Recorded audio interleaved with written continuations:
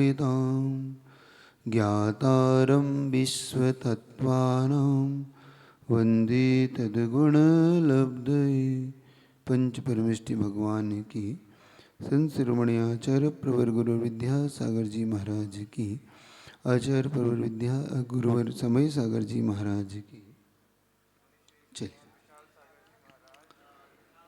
हमारा सूत्र नंबर 27। पहले हमने अहिंसाणुव्रत के कुछ अतिचार थे वो देखे कि बंद करना, वध करना, छेद, अति भारण, अन्नपान, निरोध, पर के साथ भी करना, स्वयं के साथ भी ऐसा करना।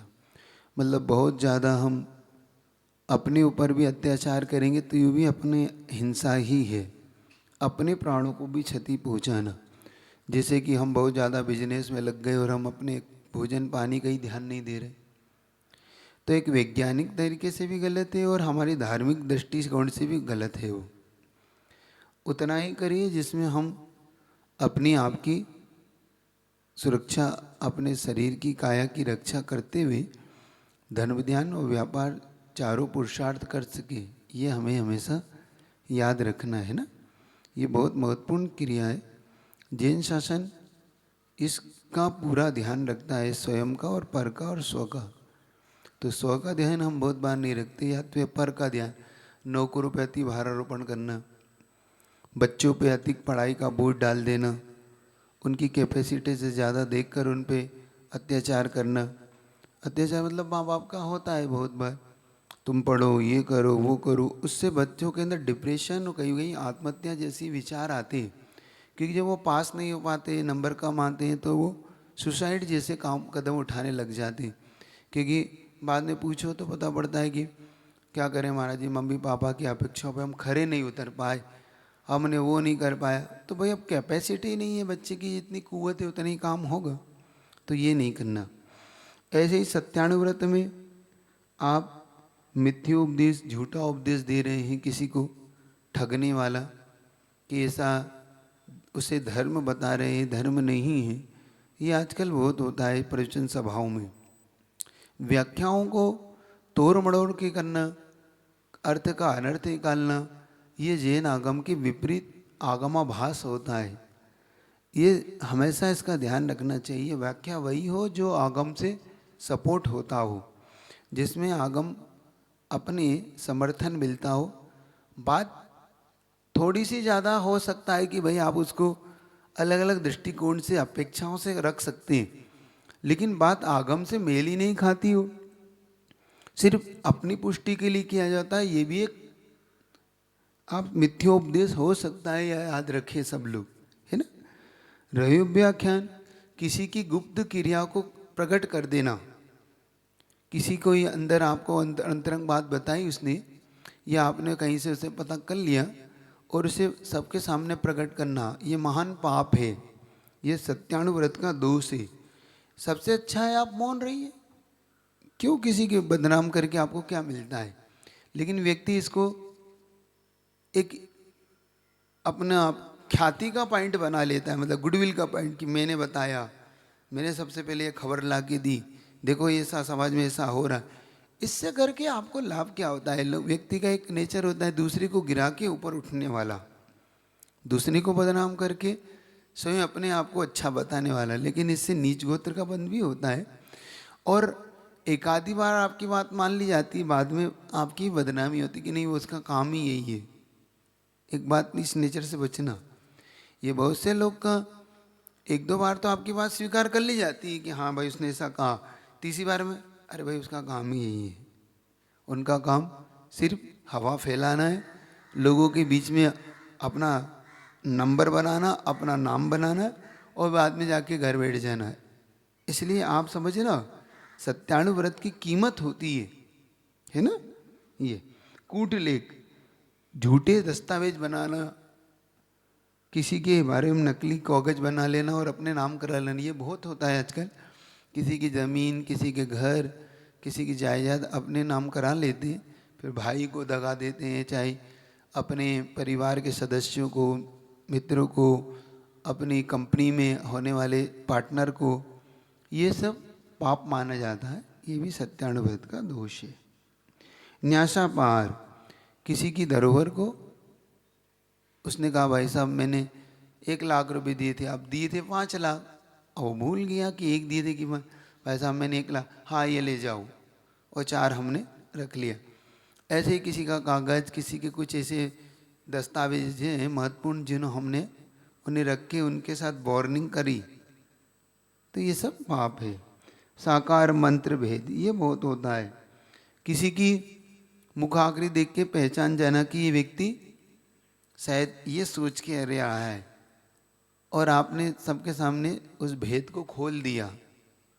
होता है ना बहुत बार, हम किसी की चाल ढाल से, किसी के वखाग्रता से पहचान जाते कि ये व्यक्ति क्या करने वाला है या क्या कहने वाला है, और वो कोई महत्वपूर्ण चीज़ थी हमने खोल दी उसकी, और वो व्यक्ति परेशान हो रहा है। ऐसा नहीं करना, ये भी सत्यानुव्रत के दोष है। जो अणुव्रत ले रहे हैं वो भी इसका सावधानी से ध्यान रखें। ये हमारे लिए बहुत महत्वपूर्ण चीज़ है, क्योंकि सत्य हमेशा उसकी कीमत बहुत होती है।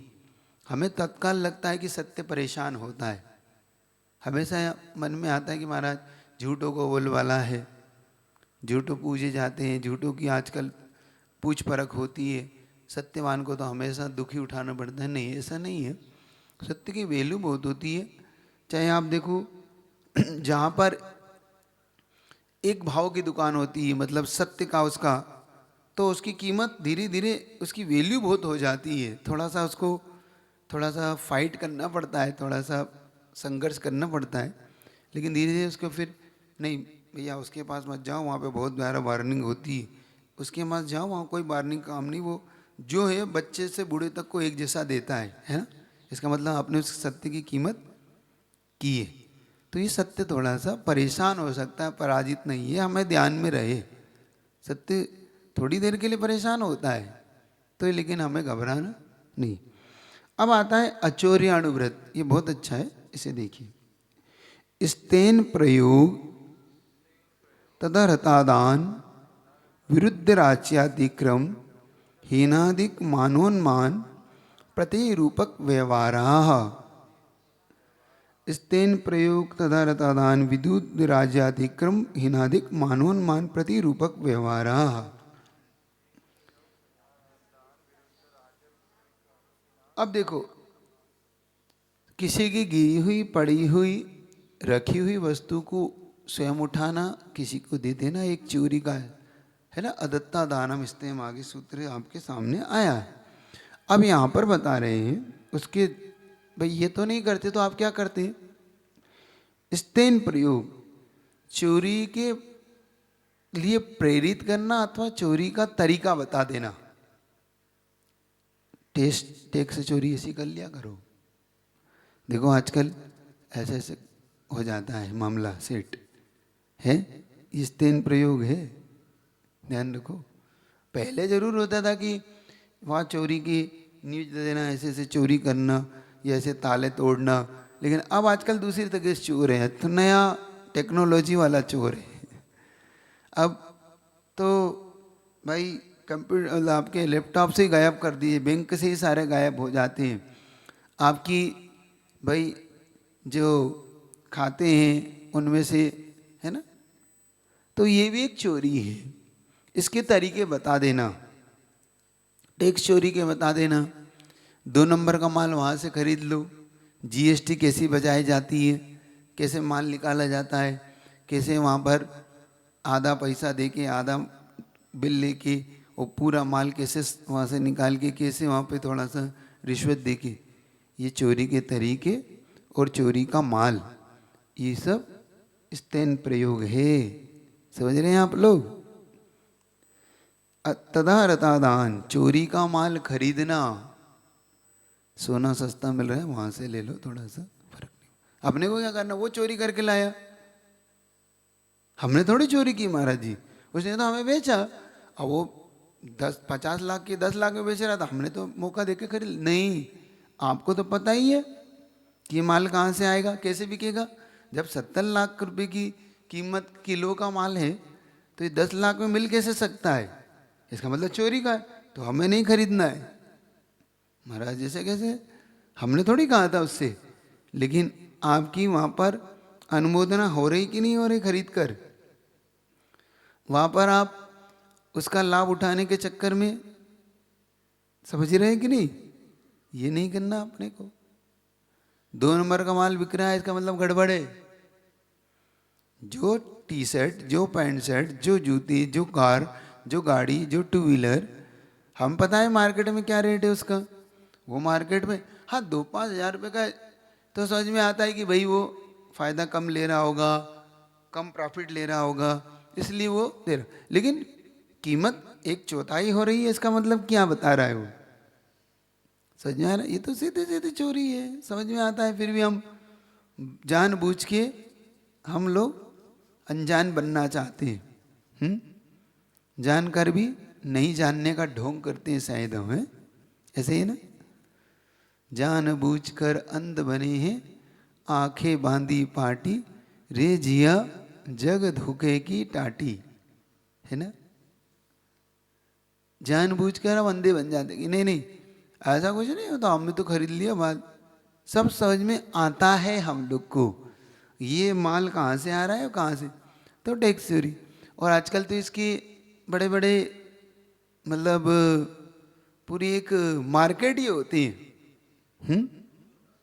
वो कौन सा बाजार है वो आप जानो है ना। तो वो अलग तरीके से कहीं मार्केट होता है, वो मार्केट ही होता है, उसमें चले जाओ घुस जाओ बस, नो बिल का आपको बिल के बिना का मिलेगा। वो कौन से रास्ते से माल आता है ये नहीं होता, वो चोरी का नहीं होता कि कोई ऐसा नहीं कि ट्रक काट लिया हो या किसी की जेब काट, नहीं, वो टैक्स चोरी होता है। मतलब वो अलग रास्ते से आके वो माल बिकता है, घड़ी है, ऐसे मोबाइल से हैं, ऐसे वो बिना बिल के आप ले लेते हैं और आपको कहीं तो समझ में आ जाता है कि भाई ये कहाँ कहाँ है। लेकिन ऐसी चीज़ों से बड़ा बाद में बहुत बड़ी बड़ी दुष्परिणाम उठाने पड़ते हैं। और इस एक मैं बता रहा हूँ कि ये कभी कभी विरुद्ध राजातिक्रम के अंदर भी आता है कि राज्य के नियम के विरुद्ध टैक्स चोरी करना, बिजली चोरी करना, अधिक स्टार के काला बाजारी करना एक चीज़। और कभी कभी एक अच्छे परिवार के जो सदस्य होते हैं, जो अच्छे हाई फाई फैमिली से होते हैं, उनमें भी एक नेचर हो जाता है ये। कई बार मेरे सामने ऐसी घटनाएं आई कि हमारा अच्छे घर के करोड़पति फैमिली की महिला और एक सुनार की दुकान से सोने की चेन ले आई। अब वो तो विश्वास कर रहा था कि भाई ये अच्छे परिवार से पहचान थी, तो उसने कभी इतना सोचा ही नहीं। जब शाम को उसने पूरा माल चेक किया तो भाई इसमें चेन कम है, तो उसने कहा भाई कौन आया था। सुबह से शाम तक की उसने रीडिंग करी तो पता पड़ा कि भाई वही आई थी। तो उसने कैमरा चेक किया तो कैमरे में तो भाई कैमरा तो कैमरा है, वो देख रहे हैं कि इसमें अपने पर्स में रख रही है। फिर भी उसने सज्जनता बताने के लिए वहाँ घर गया कि वो जी आप सुबह पधारे थे, हाँ आया था, आई थी मैं, वो शायद आप गलती से, देखो वो भी फिर भी सज्जन कि गलती से शायद आपके पास वो मेरी चेन आ गई है तो आप दे दें। अरे आप मेरे पे आरोप लगा रहे हैं, आप मेरे पे झूठी चीज़ लगा रहे हैं। तो फिर उसने फिर कहा कि वो बहन जी शायद आप ऐसे नहीं मानेंगे, मुझे मालूम था, ये आपकी रिकॉर्डिंग है, अब मैं रिपोर्ट करने जा रहा हूँ, मुझे चेन नहीं चाहिए, आप क्या कहते हैं आप बताएं। नहीं नहीं नहीं नहीं भाई साहब मैं एक मिनट देखती हूँ, ये चेन ले ली, मिल गई। मतलब अब मिल गई, मतलब हमने, मतलब हम जब तक ईमानदार है जब तक हम पकड़े नहीं जाते, इसका मतलब ये है। या तो ईमानदारी का ढोंग जब तक करते जब तक हमें बेईमानी का मौका नहीं मिलता। ऐसा नहीं करो, ये बहुत अच्छी बात नहीं होती, बहुत इसके बहुत बुरे रिजल्ट आते हैं, बड़ा शर्मिंदा होना पड़ता है। अब इतनी परिवार की महिला, क्या बीता होगा उसके परिवार पर, और वो कभी उससे निगाह मिला पाएगी? और व्यक्ति क्या उसे अब दुकान पे कभी आने देगा? उसने कह दिया कि मैं तो भाई साहब की शर्म खा रहा हूँ इसलिए स्टेशन पुलिस स्टेशन नहीं जा रहा हूँ, और दूसरा बात आप कभी आप नहीं आए तो ज़्यादा अच्छा है मेरी दुकान पे, नहीं तो मुझे आपको बेइज्जती करके उतारना ना पड़ जाए। कैसा रहा अब आपको? करोड़पति फैमिली, कोई फर्क नहीं पड़ता, 5-5 हज़ार रुपये की चेन थी, करोड़ों रुपए का दान देने वाले लोग करोड़ों रुपए की एक सिर्फ चप्पल चोरी कर लाते मंदिर से, पार्टियों से। 5 स्टार होटलों में से साबुन रख लाते, टॉवल रख लाते, वहाँ की चप्पल रख लाते, वहाँ एक चम्मच उठा लाते, सिर्फ इंजॉय करने के लिए, हंसी मजाक के लिए, और बाहर ला के फेंक देते, कुछ करते नहीं है, वो काम की भी नहीं, क्योंकि उनका उनसे क्या होना। लेकिन सिर्फ इंजॉय करने के लिए, कुछ लोग का नेचर होता है इंजॉय कर। देखो शर्त लगाती, मैं आज यहाँ से चोरी करके निकलूंगी, देखो कोई की पकड़ में नहीं आऊंगी, और बाहर जाके हंसी मजाक। लेकिन ये चोरी है, समझिए आप। अरे महाराज जी वो हमसे इतने इतने भाई 5 स्टार होटल वाले इतने इतना बिल देते, तो आपको उन्होंने ये थोड़ी कहा है कि आपको जमे तो जाइए मत जाइए, लेकिन चोरी करके लाने का ये कौन सा तरीका है? नहीं हम तो पैसे वसूल रहे थे, है ना। कुछ लोग ट्रेन में से कुछ उठा लाते हैं, ट्रेन के, ये भी चोरी है। क्या है, हम लोग ये नहीं करना कभी भी, ठीक है। समझ में आ गई आप लोग। एक होता है तो तदारतादान विरुद्ध राजिकम हीनोदिक मानोन्मान, कम ज्यादा तोलना, लेते समय और देते समय। बुंदेलखंड में थी छोटी बहू बड़ी बहू शब्द चलता है। छोटी बड़ी बहू क्या है महाराज जी? तो वहां पर क्या करते हैं, मतलब अगर मान लेना हो, अब तो नहीं होता, पहले कभी शब्द का प्रयोग होता होगा। तो अंदर बहू है, सेठ जी ने कहा बहू, अब माल देने वाला कोई आया है कि सेठ जी हमारा माल हमसे खरीद लो। हाँ बड़ी बहू, मतलब बड़ा वजनदार ले आओ, और माल लेने वाला है तो छोटी बहू, ताकि कम चला जाए। बांट रख दिया। अब बांट कम है, 500 ग्राम का बांट है, नीचे से वो 50 ग्राम गायब है। अब वो 450 ग्राम जा रहा है, और लेते समय 550 ग्राम आ रहा है। तो छोटी बड़ी बहू, समझ रहे, हीनादिक मानोन्मान, कम ज्यादा तोलना। ऐसे ही कम ज्यादा ईमानदारी रखते हैं आप लोग देने लेने में, करते कि नहीं? ऐसा हो जाता है ना आपका। हाँ, ते समय लेते समय तो आप बहुत सारा लेना चाहते, देते समय हाँ भाई अभी इतना ही है, नहीं इतना ही देंगे हम। चाहे फिर हिस्से बांट हो रहा हो, वो भी हीनादिक मानोन्मान है। ईमानदारी से हिस्सा बंटवारा करिए, चाहे वो मित्र का हो, चाहे कंपनी का हो, चाहे भाई का हो, चाहे जो भी हो। तो ये विशेष तौर से ध्यान रखिए, अणुव्रत के दोष हैं। फिर आता है प्रतिरूपक व्यवहारा, एक जैसी वस्तु दिखने पर उसे मिलाकर बेचना। जैसे कि लाल मिर्ची में गेरू मिला देना, धनिए के अंदर गड्ढे की लीद मिला देना, वो एक सी दिखती है वो। ये पहले होता था, आजकल तो वो उसकी डंडी पीस के मिला देते हैं। होती है ना धनिए की डंडियाँ, और ये होती, उनको पीस के मिला देते हैं। घी के अंदर डालडा मिला देते हैं। आजकल तो आलू मिलाने लगे। अब तो और इतने ना लगे, प्राण पर आने लगी। दूध के अंदर नकली दूध आ गया, जो कभी डेंट पेंट करने का काम आता, उसको मिला के बेचा जा रहा है। कितना ज्यादा देखो तो, समझ रहे हैं कि नहीं? तो ये प्रतिरूपक व्यवहार कहलाता है। अब इसके अलावा और क्या जीवन में महाराज ये सूत्र काम आता है? तो ऐसी बहुत सी चीजें जहां पर हम ध्यान नहीं देते, और इस कारण से हमें दोष लगते हैं। कभी ऐसी सलाह नहीं देना, हम नहीं करते, दूसरे से नहीं करवाना। अपने लोगों को वहाँ से माल ले आओ, वहाँ से टैक्स बचता है, वहाँ से ला के यहाँ बेचो, ये पाप की सलाह हमें नहीं देना। क्योंकि एक कहावत चलती है, तेली मारे धार धार और राम मारे एक बार। समझ रहे हो? वो तेली धीरे धीरे तेल की धार मारता है, लेकिन राम एक बार में ही साफ कर देता है, मतलब पूरा का पूरा चला जाता है। ये पाप नहीं करो, थोड़ी ईमानदारी रखो, ये नहीं करना। तो ये आपस में सब दूर इसको लगा लीजिएगा। और बिजली की चोरी इत्यादि करना, जमीन बढ़ा लेना, ये सब भी पाप का ही कार्य है। अब आता है ब्रह्मचर्य व्रत। ये भी बहुत अच्छा है, ये बहुत कार्य होता है, इसको समझिए। पर विवाह करने त्वरिका परिगृहिता परिगृहिता गमन अनंग कीड़ा काम त्रिभावी निवेशाः। पर विवाह करना, इत्तुरी का परिगृहिता और इत्यु का अपरिगृहिता, अनंग कीड़ा और काम त्रिभावी निवेश। पर विवाह का मतलब होता है अपने परिवार के सदस्यों की छोड़कर अन्य के विवाह में हम लोग सलाह देना। हाँ वहाँ से लड़की है, वो लड़का है, ये आजकल लोग सलाह देते हैं, ये भी ब्रह्मचारिणव्रत में दोष है। अपने लिए तो ठीक है, चूंकि आप ग्रस्त हैं, आपके परिवार में ये आवश्यक है तो वो करिए, वो आपकी छूट है।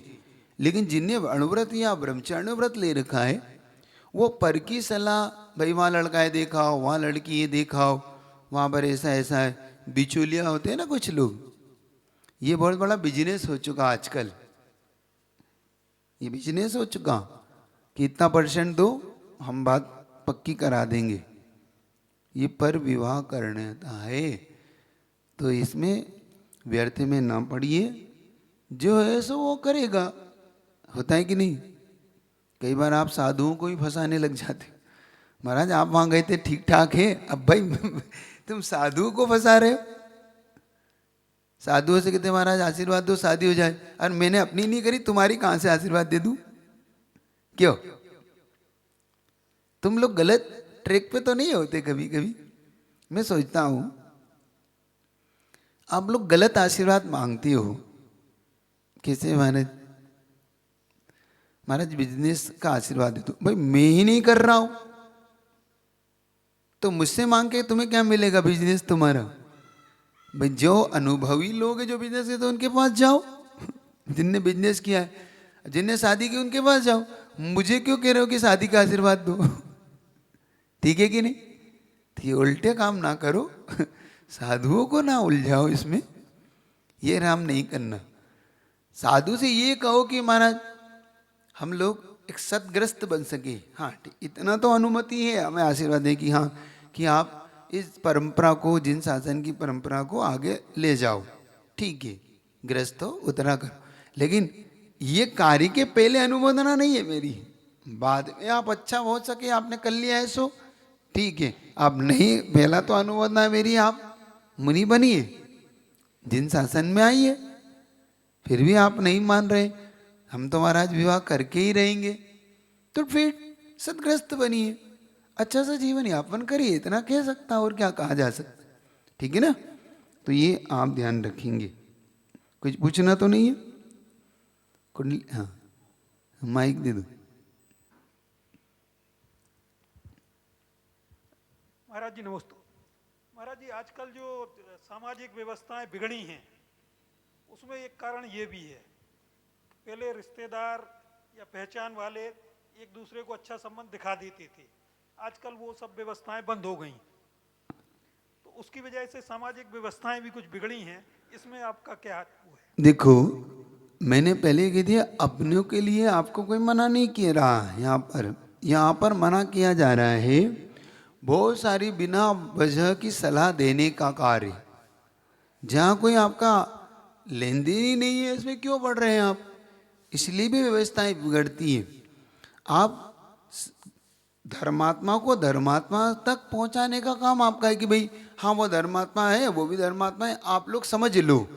लेकिन मैं गारंटी लेता हूं, आप अपनी गारंटी नहीं ले पा रहे, आप उनकी गारंटी क्या लेंगे? आप ये काम मत करो। जैसे ये कहा कि परिवार वालों का, अपने संबंधी रहते हैं या जो पहचान के रहते, तो उनको भी तो सलाह देना, वो भी तो उसी में आ जाएगा। फिर चला के नहीं देना, पूछे कि साहब हमारे यहाँ पर ये बहू आ रही है, हम धर्म ध्यान करना चाहते हैं, तो धर्म ध्यान के लिए योग्य है, तो आपको अगर उचित लगे तो हाँ धर्मात्मा है, बाकी आप समझिए।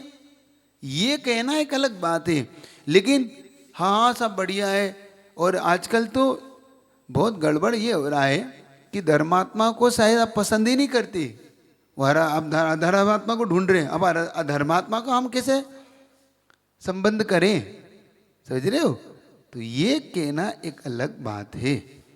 फिर यहाँ पर एक और, तो दलाली इत्यादि करने के लिए विशेष तौर से कहा जा रहा है, क्योंकि अब्रह्म का सेवन होगा आगे जाके क्या होगा, ये भी तो पाप है ना, उस पाप को हम समझने का पुरुषार्थ करें। अब यह तो इत्रिका परिगृता ग्रमन, जैसे जिनके पति तो होते हैं, लेकिन पति होते हुए भी जो गलत मार्ग पर चली जाती है ऐसी महिलाएं, इनको बोलते इत्रिका परिग्रहिता। परिग्रहिता का मतलब है जिनका विवाह हुआ हो।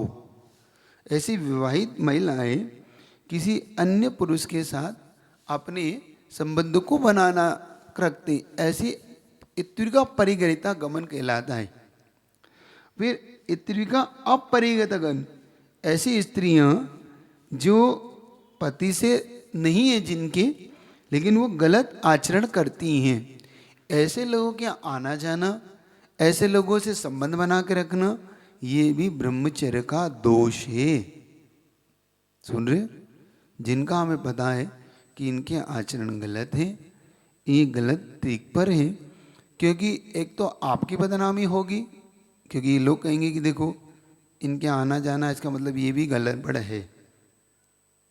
क्योंकि शराब की दुकान पे बैठ के दूध भी पियो तो शराबी ही कहलाते हो, दूध पीने वाले नहीं कहलाओगे आप, याद रखना आप इस बात।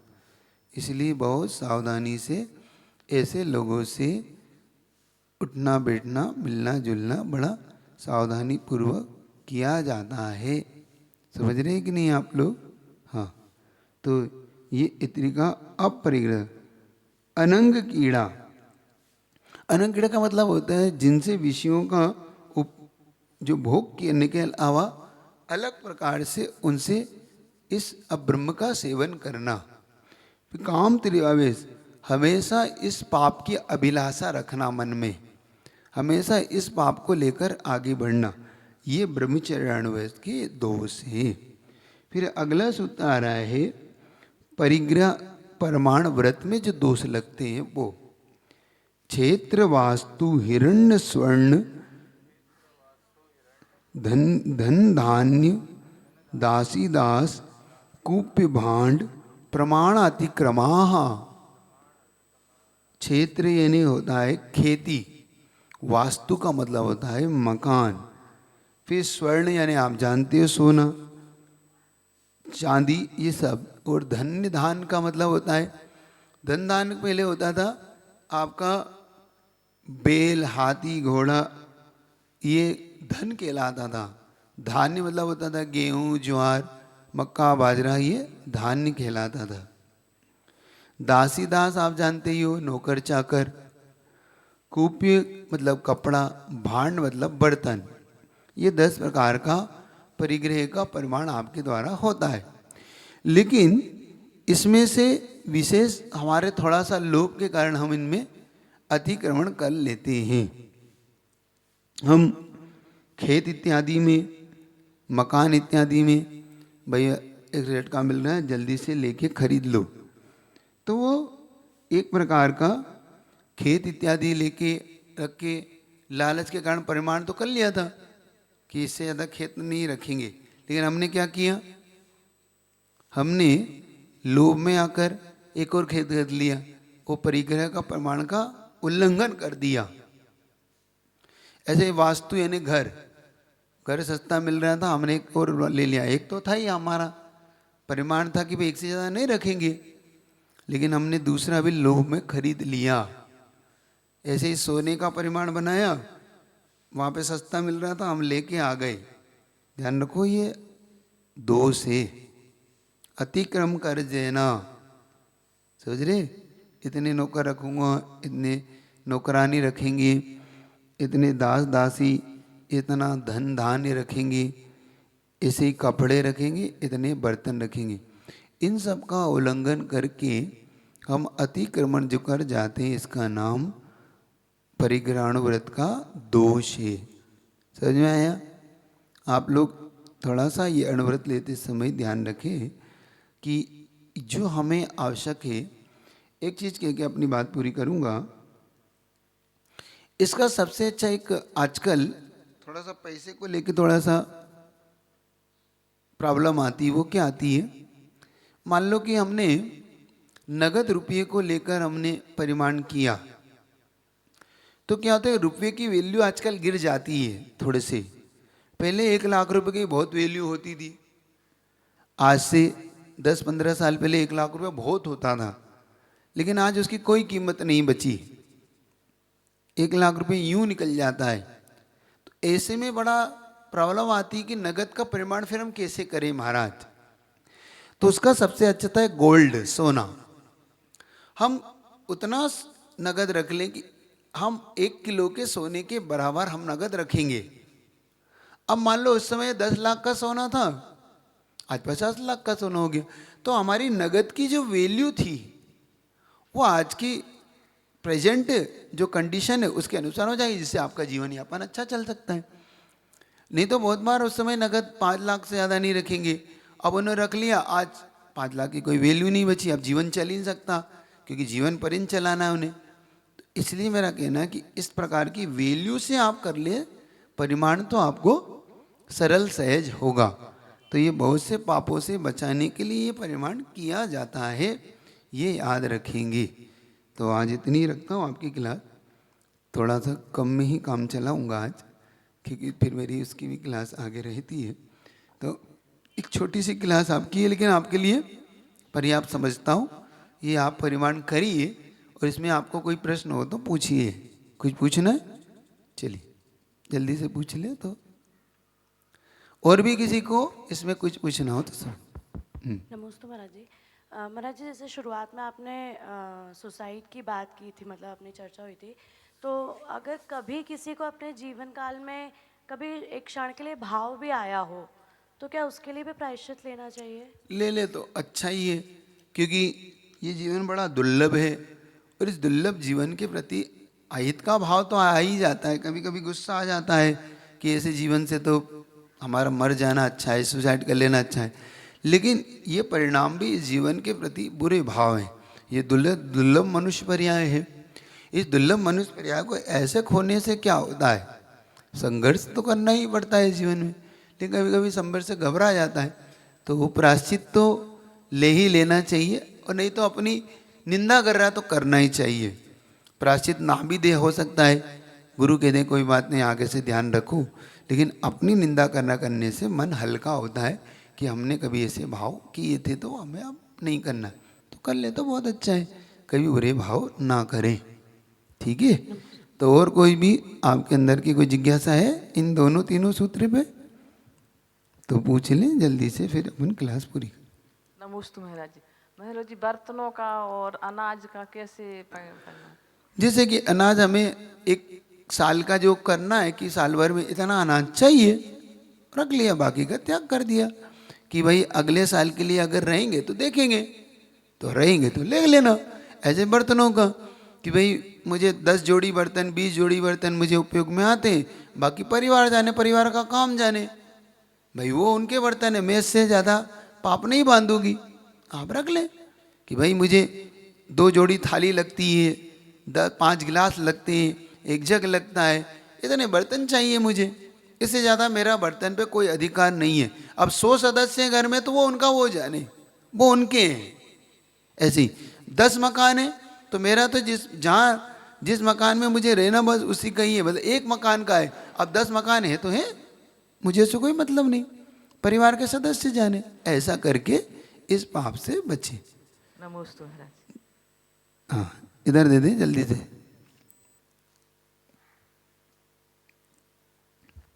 नमस्ते महाराज जी। महाराज जी, जो चोरी का आपने बताया ना, आजकल लोग जैसे किसी का लिखा हुआ पेपर है, रिसर्च वर्क है, और अपना क्लेम कर देते हैं कि ये मेरा है। इस तरह की भी चोरी बहुत हो हाँ रही बिल्कुल, है। ये चोरी है। एक अपने आप पे एक बहुत बड़े कवि हुए, वो जिन्होंने पूजन की ना बच्चों के, अपने बेटे को विसापार स्तुत लिखा जिन्होंने, धन्य क्या उनका, धन्य कुमार क्या नाम उनका, मैं भूल रहा हूँ थोड़ा हल्का से ही नाम। तो उन्होंने एक कविता लिखी थी और एक विद्वान ने उनकी कविता को चुरा के अपनी बताई थी राजा भोज के पास, और बाद में बड़ा विवाद हुआ था इस पे।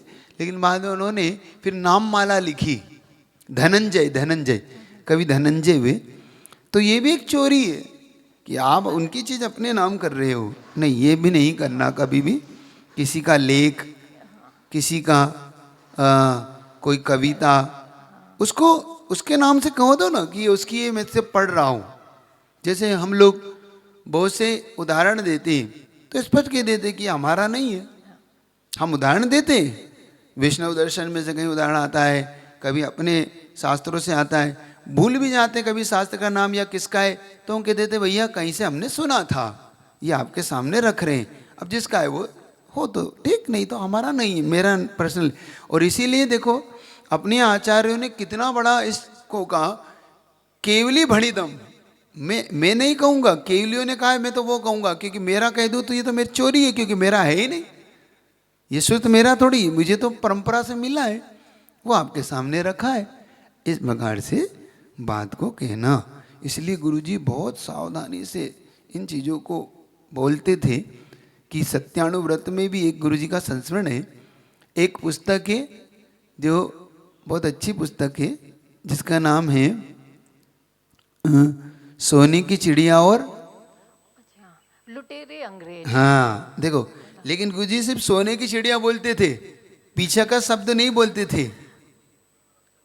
उनसे पूछा कि आचार्य श्री इसका पीछे के शब्द, कि नहीं, अपन क्यों अपने उसमें दोष लगाए, क्यों शब्द गलत को भी क्यों बोलें। देखो सिर्फ सोने की चिड़िया बोलते थे। हाँ, वो सोने की चिड़िया डेड डेड डेज पुस्तक पढ़ लेना। तो गुरुजी का ये भी सत्यानुव्रत पे हमेशा जोर होता। चले इतने रखो, ज्यादा समय। जिनवाणी ज्ञान से सुझे लो गालो, सो वाणी मस्तक धरो सदा। हे जिनवाणी भारती।